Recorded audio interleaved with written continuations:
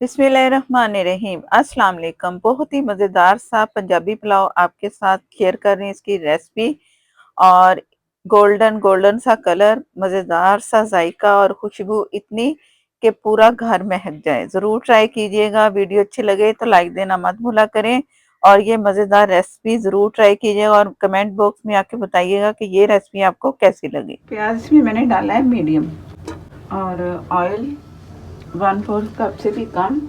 Beef मैंने लिया है सीने का गोश्त और इसमें ऑयल या घी जो भी आप इस्तेमाल कर रहे हो ना वो आपने कम लेना है। 1 केजी के करीब है हड्डी वाला और उसका नज़र आ रहा है चर्बी उसकी, तो ये सीने में तमाम ये चर्बी लगी होती है। तो इस तरह का गोश्त लेना है, इससे बहुत अच्छा पुलाव बनता है मज़ेदार सा। तो अभी प्याज पहले फ्राई करेंगे। ये पंजाबी पुलाव है और बड़े आसान तरीके से बनता है। आप ज़रूर ट्राई करना और इंजॉय करेंगे इंशाल्लाह। जैसे ही प्याज सॉफ्ट होती है तो मैं दिखाती हूँ। उससे पहले मैं इसमें नमक शामिल करूँगी हस्बे ज़रूरत, जितना रिक्वायर्ड है। बिस्मिल्लाहिर्रहमानिर्रहीम। 1.5 टीस्पून मैंने इसमें नमक शामिल कर दिया।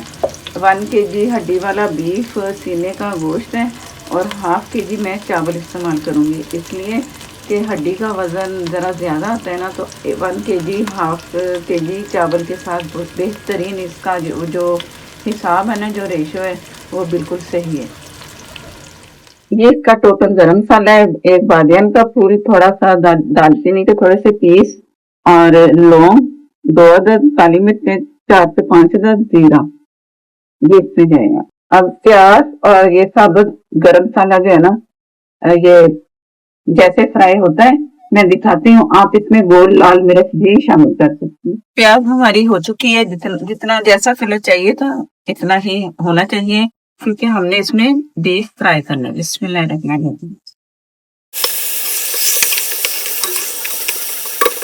हमने इसे इसलिए देर फ्राई करना है कि पानी जो बीफ है ना ड्राई हो जाए। इसके बाद फिर ये आपको दिखाती हूँ।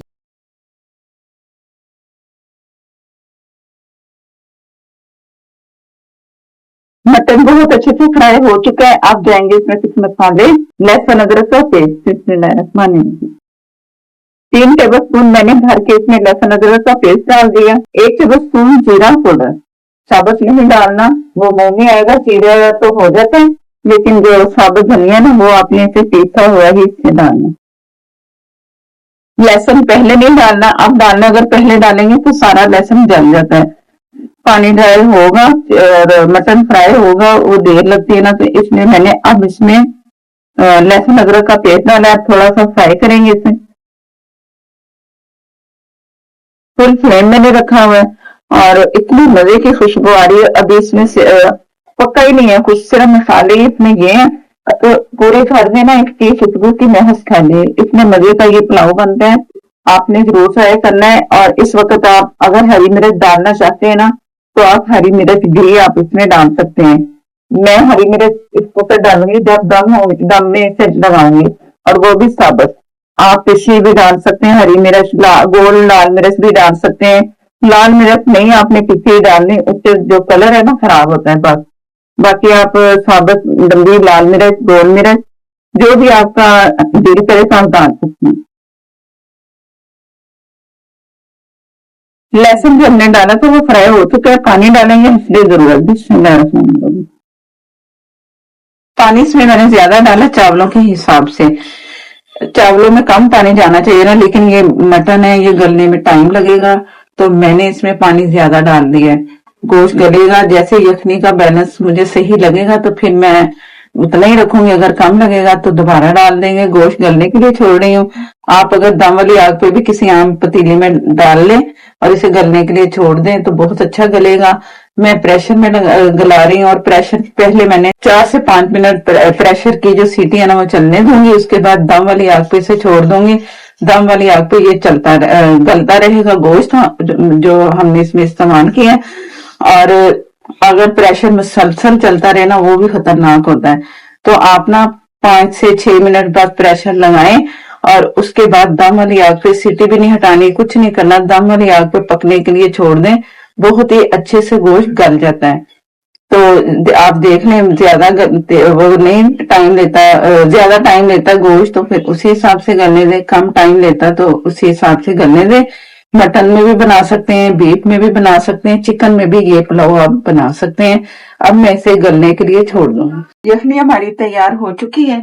अब इसमें मैंने आधा घंटा पहले चावल भिगोए थे, तो इसमें शामिल करेंगे बिस्मिल्लाहिर्रहमानिर्रहीम।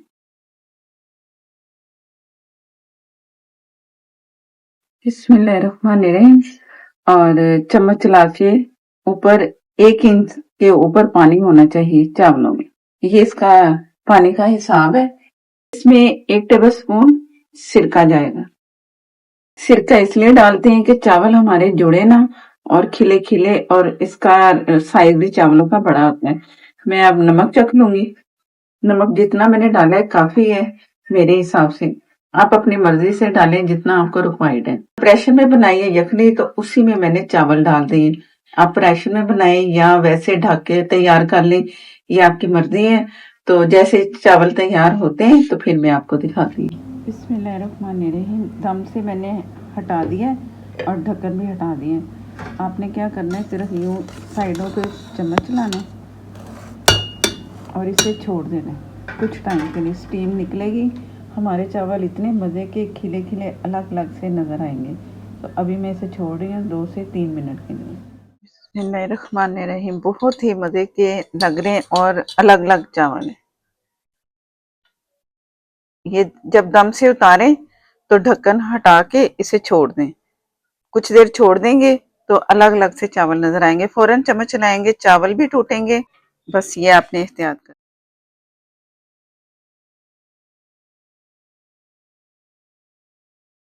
ऊपर से जो बीफ के पीस थे वो छोटे छोटे से हैं, तो इसी साइज में सही रहते हैं। जल्दी भी गलता है और देखने में भी अच्छा लगेगा कि छोटे छोटे पीसेज हैं और पुलाव बना हुआ है।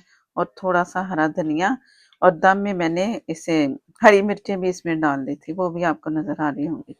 हरा धनिया डालना है, आपकी मर्जी है, डालेंगे तो जरा अच्छी खूबसूरती सी लगती है। तो वीडियो अच्छी लगे तो लाइक देना मत भूला करें। चैनल पर नए हैं तो प्लीज चैनल को कर लें सब्सक्राइब, और साथ में जो बेल है जरूर प्रेस कीजिएगा, उसी से ही आपको नोटिफिकेशन मिलेगा।